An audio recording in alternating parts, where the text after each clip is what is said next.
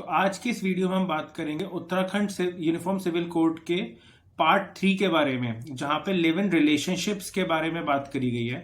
तो हम सबको पता है आजकल लिव इन रिलेशनशिप धीरे धीरे करके पॉपुलर हो रहे हैं एंड कई यंग कपल्स हैं जो लिव इन रिलेशनशिप्स में जाना प्रेफर कर रहे हैं रेदर देन गेटिंग मैरिड।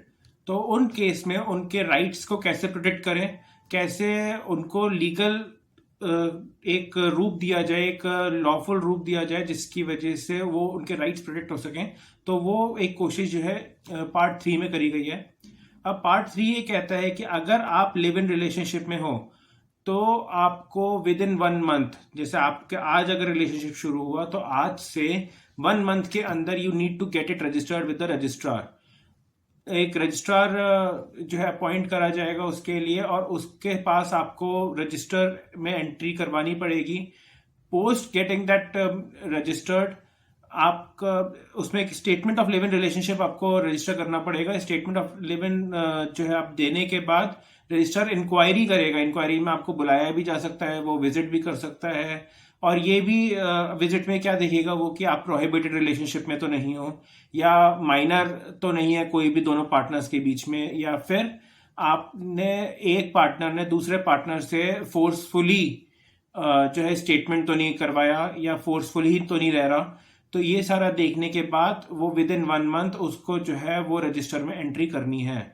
अब इसमें बात आती है कि अगर आप उत्तराखंड से बाहर रहते हो, मतलब उस स्टेट से बाहर रहते हो जहां पर आप वैसे रेजिडेंट हो बट आप बाहर रहते हो कहीं पर, फॉर एग्जांपल आप दिल्ली रह रहे हो, कहीं और रह रहे हो, तब भी क्या आपको ये रजिस्ट्रेशन करवाना कंपलसरी है?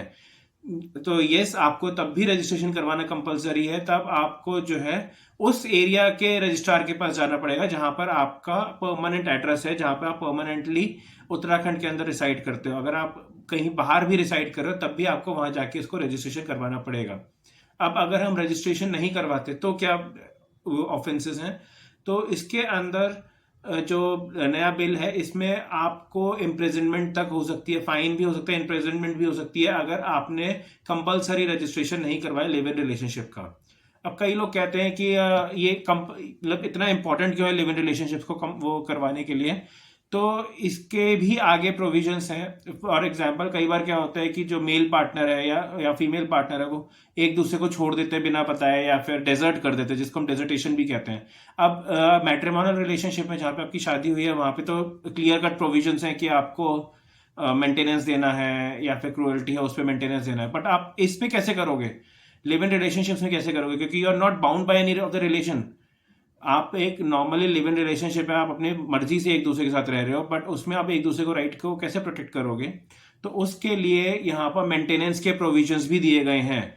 अगर एक पार्टनर दूसरे पार्टनर को छोड़ देता है तो he will be bound to maintain the other partner. तो इसीलिए ये रजिस्ट्रेशन बहुत इंपॉर्टेंट था। Secondly, there have been recent cases also जहां पर कई सारे ऑफेंसेस हो गए हैं, धोखे से लिव इन रिलेशनशिप में आए हैं, या फिर लिव इन रिलेशनशिप में रह रहे थे और किसी को पता भी नहीं था कि that they were residing in the live in relationship. और फिर डोमेस्टिक वायलेंसेस होते हैं, यहाँ तक कि मर्डर के केसेस भी आए हैं उन केसेस में। तो उन सबको ओवरकम करने के लिए, उन सबको ट्रैक करने के लिए ये registration is compulsory in the live in relationship in the new Uttarakhand uniform civil code bill. Thank you.